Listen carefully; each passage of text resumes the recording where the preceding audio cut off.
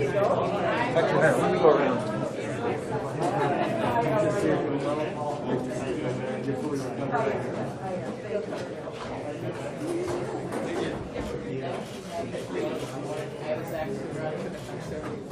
Oh, okay. You guys are good. Oh, good.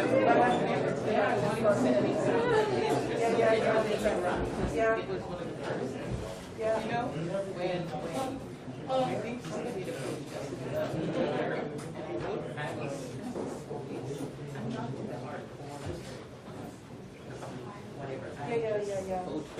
Yeah. So I wrote to my anxiety. Please. Will you should run. Yeah, I did. Yeah, you could do it again. Yeah. Never cool. No, we never. Absolutely should be running, right? All that experience.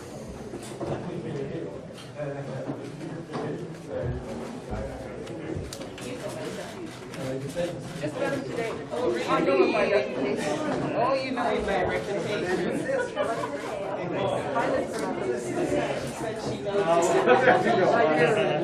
I've already given him my trade advice. He has a reputation. Very solid. All right, sit down, everyone.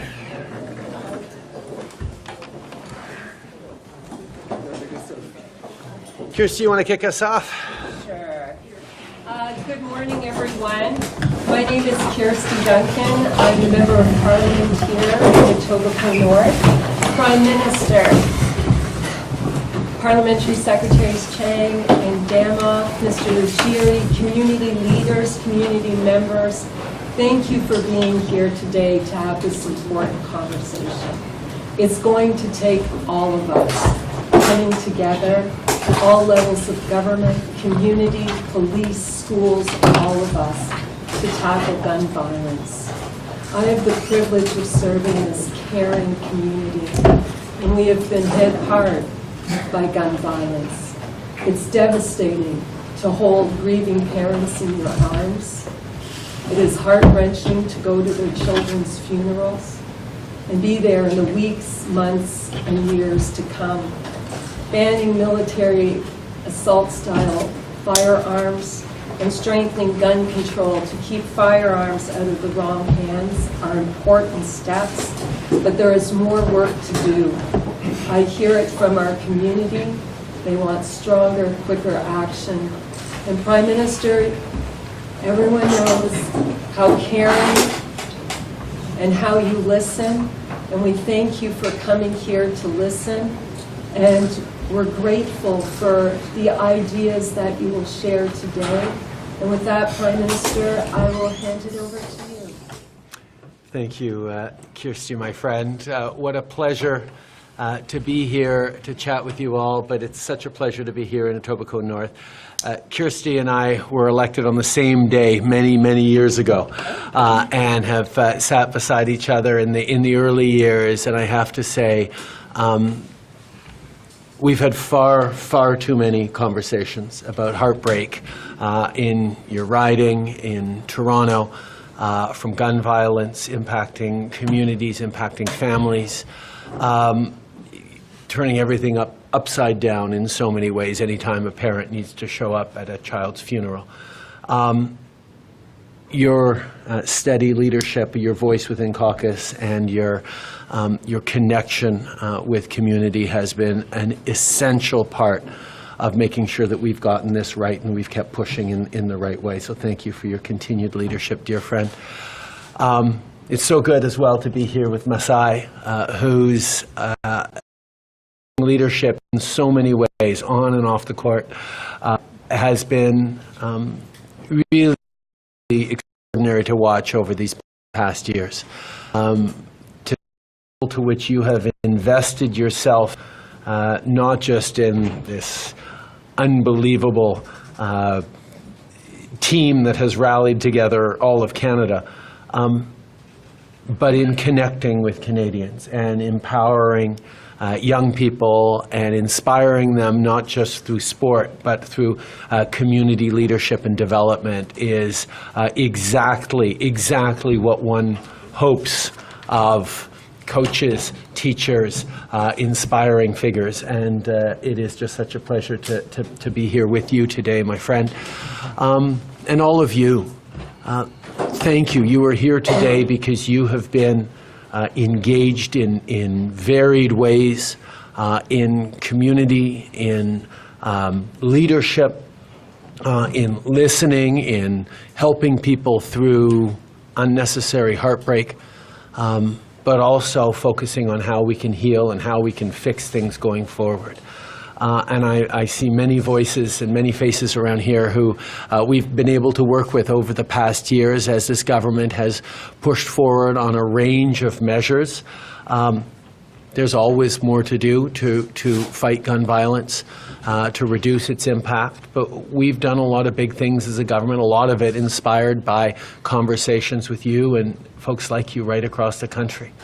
Whether it was moving forward with a ban on military-style assault weapons in this country, giving more tools to police to interdict illegal guns crossing the borders and strengthen their community presence in positive ways, whether it's been direct investments in some of the work that so many of your organizations are doing with young people to make sure that they are empowered and able to be directed in constructive ways that will fulfill them and build stronger community leadership and service opportunities for them. Or whether it's our most recent initiative on on freezing the market for firearms, which will start moving us in the right direction over the medium and long term. These are things that you all had voices in, and I'm really excited about not just hearing about the impacts of these things, but talking about how we continue to move forward. Because, yes, we see a debate around gun control, but there's not a debate around whether our communities need to be safer, whether we need to keep kids safe from violence, whether we need to see fewer gunshot victims in our ERs. There is no debate around that.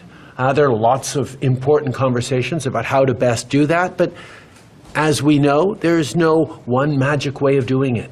There's a lot of measures put together, a lot of people working hard, a lot of different angles to come at the problems. And that's really what this conversation is all about, to make sure that we're thinking about everything we can do as a government and as a country to protect our kids, to protect our communities, and to build a strong future. C'est un privilège et un plaisir d'être avec vous tous aujourd'hui pour parler de tout ce qu'on a fait et surtout tout ce qu'on va continuer de faire pour lutter contre la violence avec les armes à feu, pour améliorer le contrôle des armes à feu et surtout pour rendre nos communautés et nos jeunes plus sécures et plus protégés dans les années à venir. So thank you all for being here, and now it's with great pleasure that I pass it over to my friend Masai. Masai.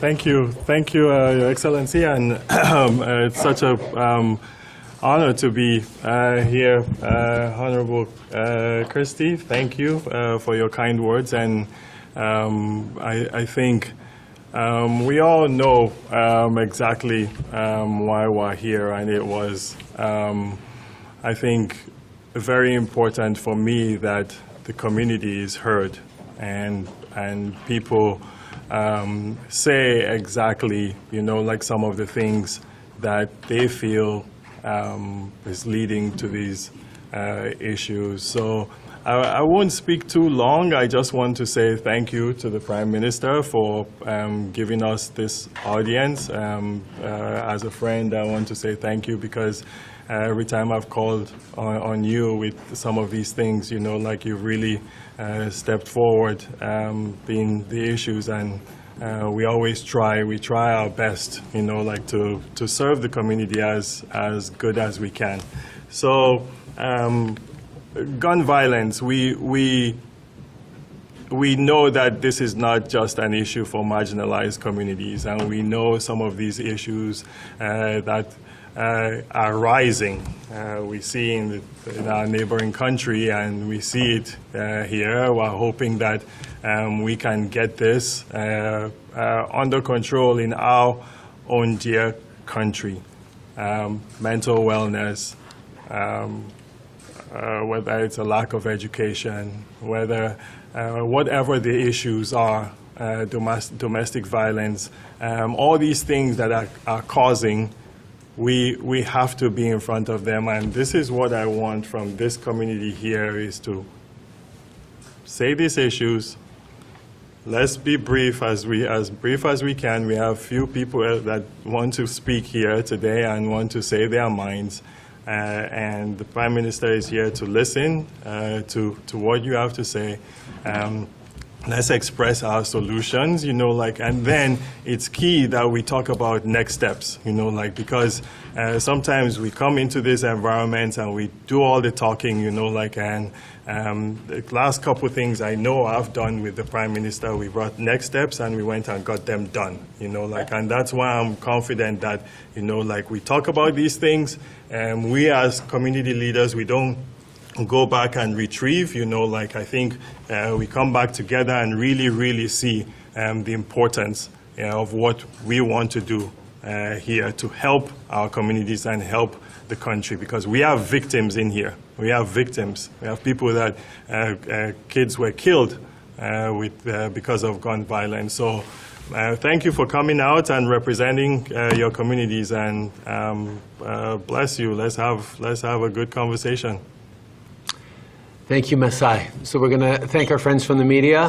Thank you for showing up and sharing that this important conversation is happening.